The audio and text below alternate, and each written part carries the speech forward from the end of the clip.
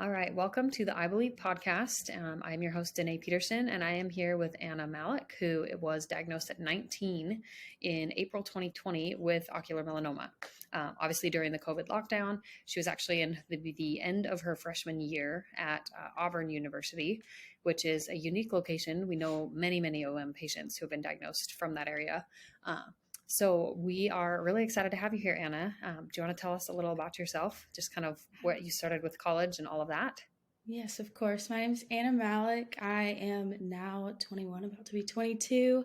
I am studying exercise science with a minor in psychology at Auburn University. And yeah, I just love being with my family, hanging out with friends, just a normal college life, I guess. Yeah. So where do you fall in your family? Are you an only child or do you have multiple siblings? I have two older brothers that are 40 and 36. So I am very much the baby of the family. I have two nephews and a niece. That's so exciting. I am the oldest in my family, so it's kind of the opposite end of the spectrum, but it's a little crazy because I have a brother who's just a couple years younger than you, and I'm like, oh, this is Yes. making me feel like a little dated. Um, So you mentioned that you were diagnosed at the end of your college year, your first year of college. So talk to us a little about like what led to that diagnosis. What kind of symptoms were you experiencing? That kind of thing. Yeah, so I was diagnosed like right at the beginning of lockdown. I believe we were moved out of our dorms the end of March, moved in with back in at home with my parents. School was all online. Obviously everybody was just sitting around watching TV, enjoying time with family. I've always had astigmatism in my right eye, so I highly depended on my left eye for vision. And I kind of noticed, I was talking to my parents, like, my eyes are just like doing something weird. I can't focus. I'm having to get closer to my computer to do schoolwork. I couldn't see, like, I think I was in anatomy lab, so we were doing like animals, pictures of animals, and I couldn't see the very specific things they were asking us to look at. And I think it was a Friday afternoon when I saw like my first big flasher. And I went to my mom. I was like, "Mom, it's freaked me out. Can we like call our doctor?" So called our doctor here in Auburn. We were able to get an appointment Monday morning. Went there, had a couple pictures taken. Um, they rushed us to Montgomery, which is about 45 minutes away, to a retina specialist, Dr. Parma, in Montgomery. From there, I was basically misdiagnosed with a retina detachment and whatever. I don't remember what exactly he diagnosed me with, but he told me it was um, uncurable, basically.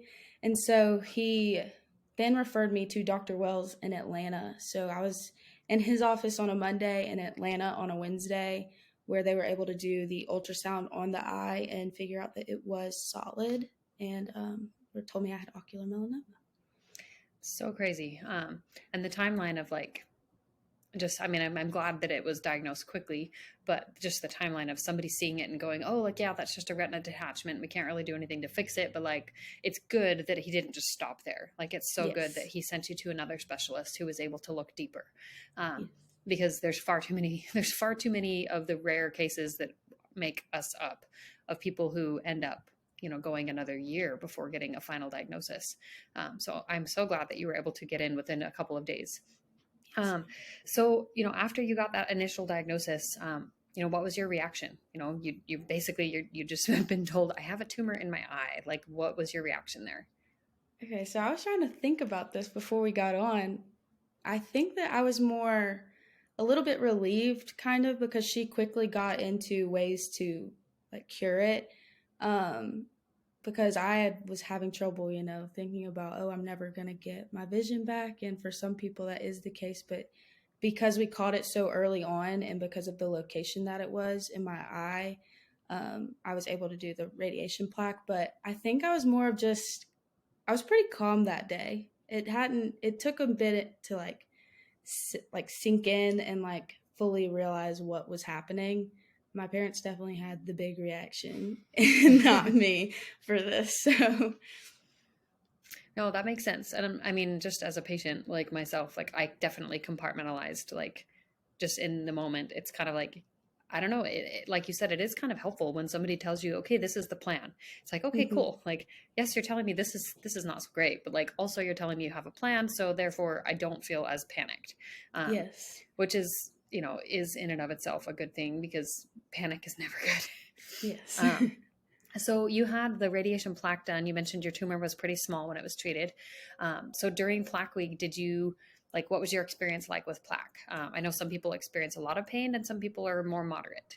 Yeah, so Black Week was pretty hard. For the most part, I think for the first 3 days, I was knocked out from the medicine that I just like kept sleeping and was trying to just kind of stay out of it. And then it just got to the point where that medicine makes you feel just icky.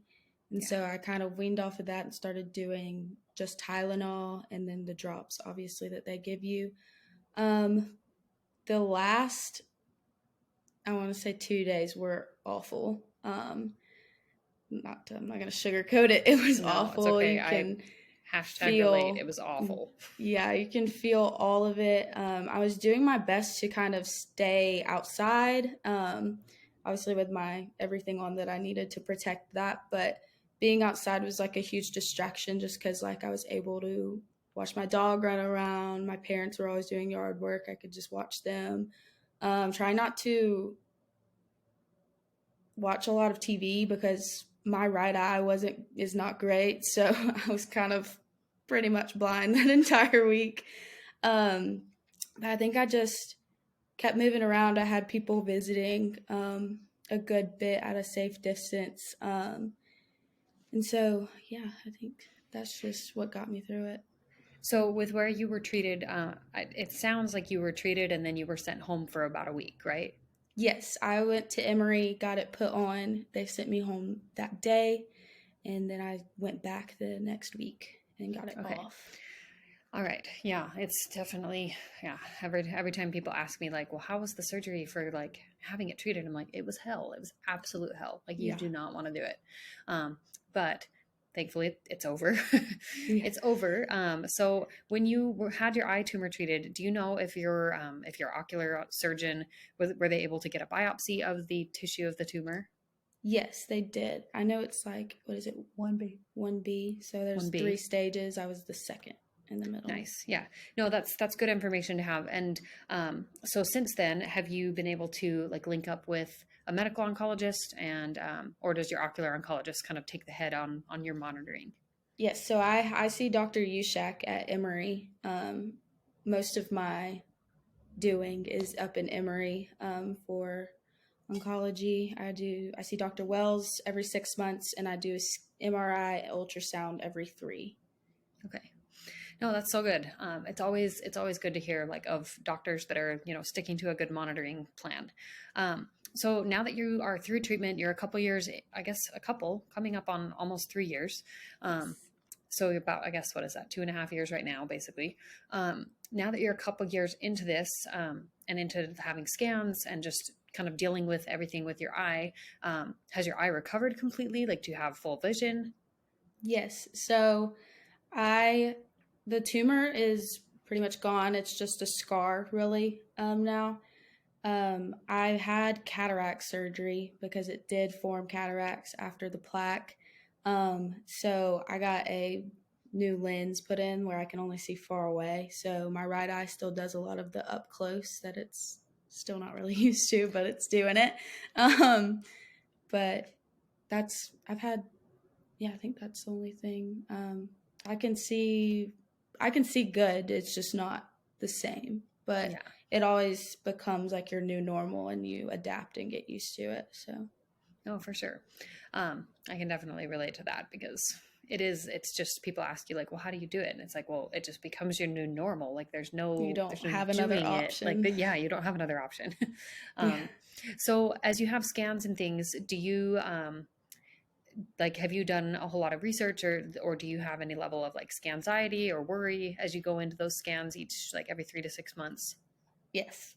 um, I do good on like the months that I don't have scans. It's just like a normal life day to day. Um, But when it comes to the month of a scan, I do start to get pretty anxious. Luckily, I have a good. I talked to Ashley McCrary. I read. She lives here. Yes, she lives here. She's Yes. also an ocular melanoma. I just have a lot of support. I try not to think about it. I keep myself as busy as possible with school or social things or whatever it is, because I know not a lot of my friends know how to relate to it. And it's just kind of like, oh, you have another scan for them. But for me, it's just like so much more than that. So yeah, it's like another scan to them, but for you, it's kind of the tipping point. You could tip one way or the other, and you don't know until you're done. No, I completely understand that. So when you are really anxious, you mentioned like you lean on social support, like other ocular melanoma patients who obviously Ashley McCurry is an excellent resource. We're so glad that she is like available and able to do that, because she really is just such a gift to the community, I feel like. And she has been for a very long time. So I'm glad that you have her, and I'm assuming you have a few other ocular melanoma patient friends. Is there anything else that you feel like, maybe the day of, that helps you kind of manage the anxiety? Or do you feel like it's mostly just kind of the buildup that bothers you the most? The buildup bothers me the most. Once I get there, I'm good. But me and mom usually goes with me every time. And we just kind of, since it is in Atlanta, Atlanta's about an hour and a half, 2 hours away from us. We usually just make it a day in Atlanta. We don't just go up for the scan and come back if we can. We go get like lunch, go shopping, kind of just do whatever it is that is fun. I don't just let it just be the scan. I try to do something that's fun outside of that, so that it's not just like a whole dreaded day. Like, yes, it is a dreaded moment. Like, MRIs aren't the best, but I've gotten used to the machine and everything. It's just the worry that comes after that, and the waiting to meet with your doctor or get the results. So do you typically have your scans done there and then get results the same day, or is it like a process? It's kind of a process. You try to do the appointments the same week, but this time I had my MRI last week and I don't meet with my doctor till next week. So it's about a 2 hour or 2 week waiting. Yeah, it's kind of a toss up. Some people I hear get results the same day, which I'm like, well, that's cool. Like, that's not me. Yeah. That is not me. So, as you've gotten into this diagnosis, what are maybe some of the things that you think of differently about life in general, just having this diagnosis kind of maybe looming over you, and sometimes, or just kind of something that you're obviously aware of? Like us, like what do you do differently in life, or how do you think about life differently? It's definitely made me appreciate just the small things. I've fallen in love with sunsets and the clouds, like just like simple things. Sometimes my friends always make fun of me because I'm always taking a video or always taking pictures, because like just things I don't know when like I will be able to do certain things again, just because you never know with the next scan. So I think just the simple things have become so much greater to me than they were before. I think I took a lot of things for granted before. It definitely is like a big reality check. So you were in the middle of like the COVID lockdown and things when you initially got diagnosed. I don't know what the timeline was for your college career, like going back to college, but as you went back to college, did you feel like you noticed really anything majorly different other than just kind of adjusting to that new normal with vision? Or did you feel like it was mostly about the same, other than, obviously coming back from lockdown? Yeah. For me, it was relatively easy, just because I did have all of that happen towards the end of the semester. So I had all summer to recoup, I guess. And I immediately moved into a new apartment with people that I didn't know. So that was fun to just like meet new people, I guess, and be living with new people. They turned out to be amazing. And school was still online then. So we were all just kind of cooped in the apartment doing school online. So that, I think that wasn't a big change. The big change for me was the next semester going back into classrooms and having to have accommodations to where I could sit at the front of the classroom, because I'm not always the first person there, but I have to sit at the front so that I can see the board, or maybe have a note taker. or extra time on tests helps a lot. So that was probably my biggest adjustment school wise. No, that makes sense. And I'm glad you were able to get those accommodations because they're definitely helpful. Yes. I know like just the visual strain sometimes of like looking at a computer, looking at different things, looking at small print. And since you're doing sports medicine in addition to psychology, I'm sure there's a lot of reading. So like your eyes have a heavy load to Yes. carry as far as what they're watching and what they're looking at. Um, well, okay, so I'm curious, like, have you, and this is just, there's no right or wrong answer. It's just kind of curiosity. As you went back into college, like, have you, other than talking about accommodations, like, do you talk to very many people about your cancer diagnosis, or do you mostly just kind of let it be unless they're closer to you, like close friends, roommates, things like that? At first it was like my fun fact. I was like, I went through this, nobody really gets this. Haha, like cool, I'm cool. Like that was my thing.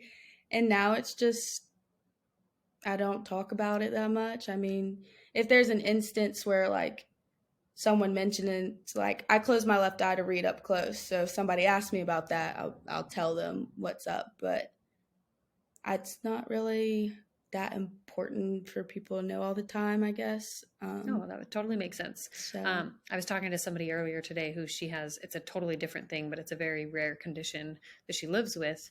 And she just was just sharing how she doesn't talk about it all the time anymore because it doesn't really help her to like live in yeah, that space all the time.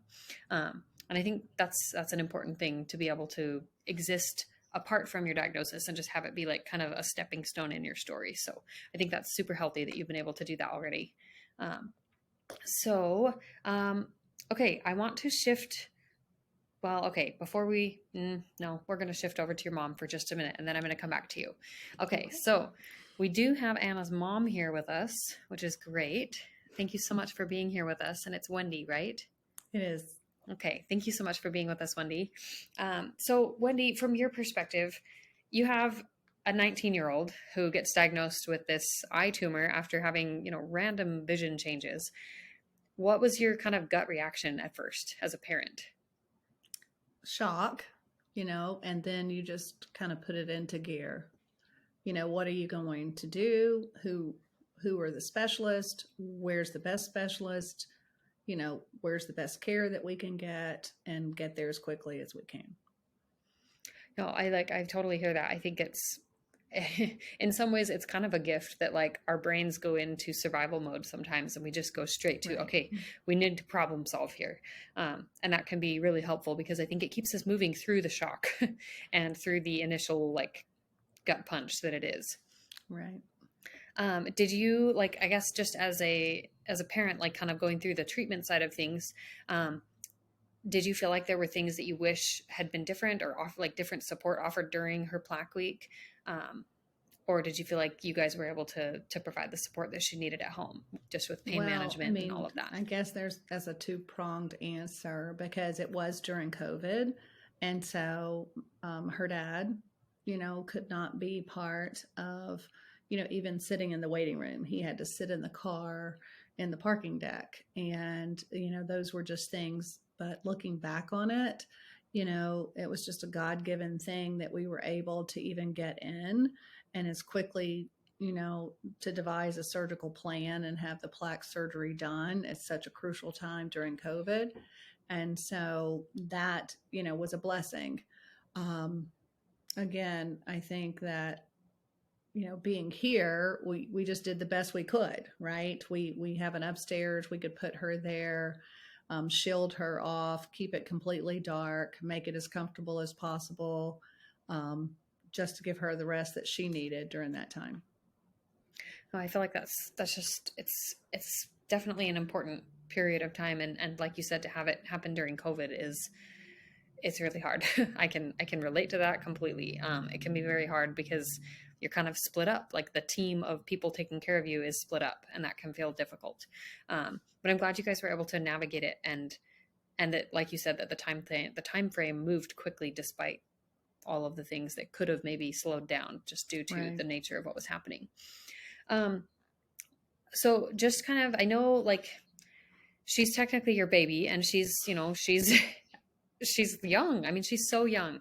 So how, like, as you've gone through, I guess on an onlooker perspective, how have you, um, I guess, just kind of noticed like what she has done to cope, and what have you guys done, I guess, as parents to cope with this diagnosis and this as a family? I think from her perspective, I mean, she nailed it when she said, she does get nervous, and we do see difference in personality for scan day is what we call it. But just to walk in these facilities at that age, from 19 and now to 21, and at some point, the parents can't do that. They can't go any further. And just to watch her with the strength and resilience just to move forward, just to continue to do what she does, with very little, instruction. I mean, just come here, go here. Once you're in the medical field or in their world, it's just point A to point B, right? Unless you're sitting with the physician.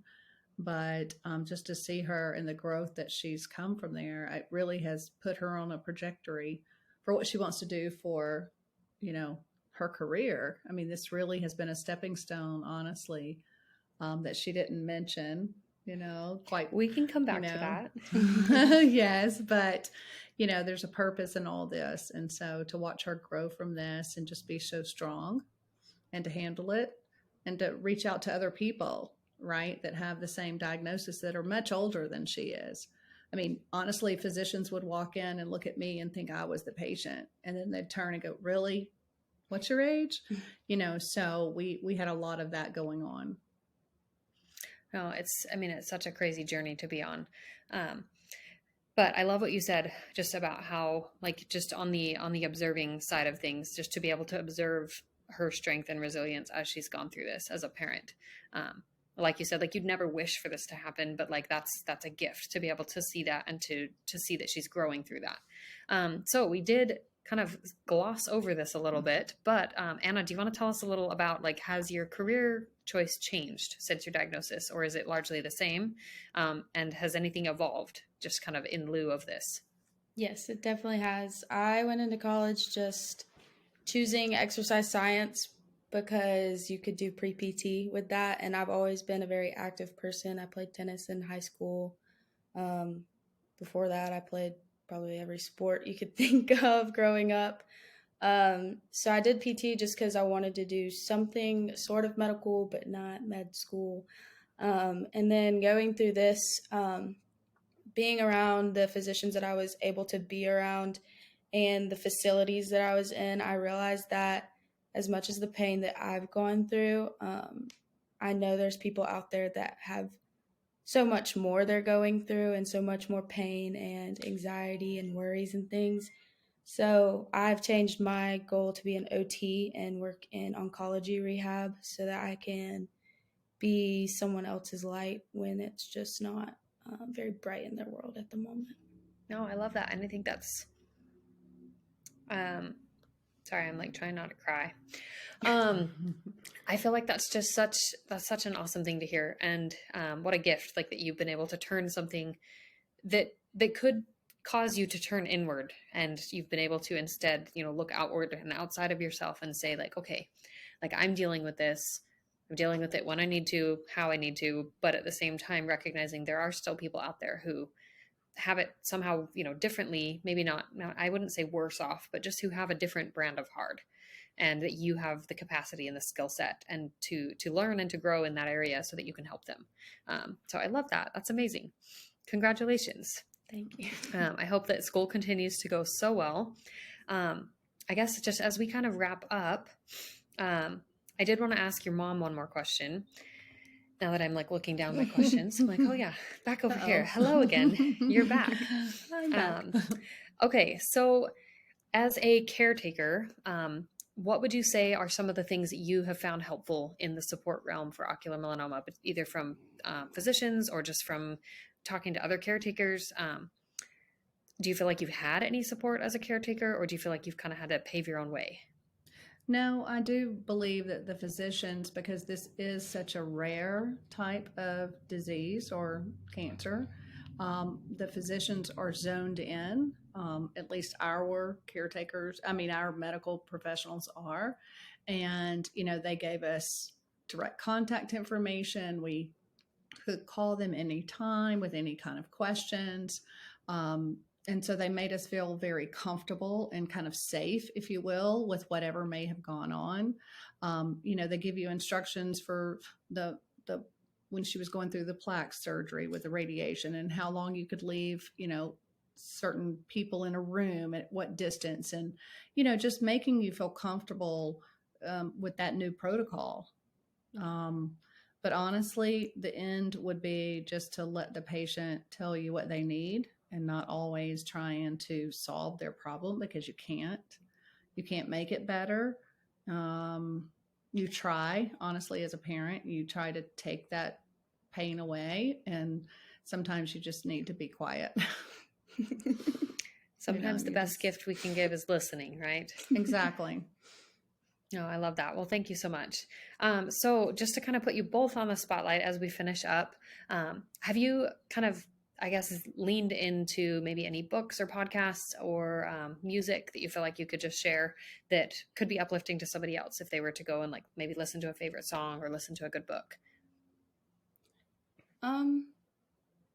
I think for me, I turned to a lot of Christian music at the time, a lot of just like watching sermons on fear specifically, learning how to cope with that in a way that was good for our religion and what we believed in, really helped just putting your faith into someone that was so much bigger than you, because sometimes some things are just completely out of your control and all you can do is put your faith in the one who is in control.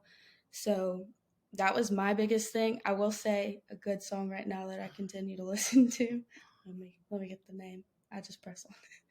It's by Maverick City Music, and it's in their new album. It's called Fear Is Not My Future. Fear is not my future. I love that. Yes. Okay, I'm going to save that because I'm going to put it in the show notes for people to listen to if they would like. Okay, wonderful. And Wendy, do you have anything that you feel like you have found helpful to listen to or to kind of lean into? Again, I think Anna, was spot on with that, because we just turned to our faith and knew that this was, something that he had planned, before, and we just leave it there. Again, it's not like there aren't daily struggles or monthly struggles or annual struggles. Last year we had 39 appointments with different doctors. And so it puts it in perspective. It puts it into perspective, particularly when you live 2 hours from, most of those caregiver or medical providers. And so, you just have to, again, we started this podcast with buckle it on and move forward, and just kind of press on with it. And you look back over the year and that's what you were able to achieve and didn't know you could do it. So yeah. I think you just, you do that. We do it through our faith, but we also know that it's a physical drain as well. We don't want to make light of that.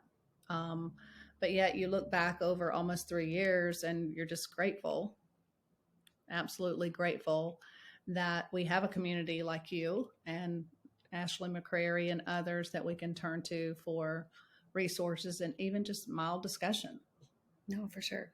It really is such a gift to be able to lean into social support, to faith support. All of those areas are definitely, they're areas that are so key, I think, in just kind of moving through and moving forward, like you said. Well, thank you both for being here and just for taking the time to chat with me and to share your story. Anna, I know honestly, it takes so much courage to be able to do this. So thank you for your courage and for honoring us with telling your story. So thank you so much. Thank you for having us. Thank you.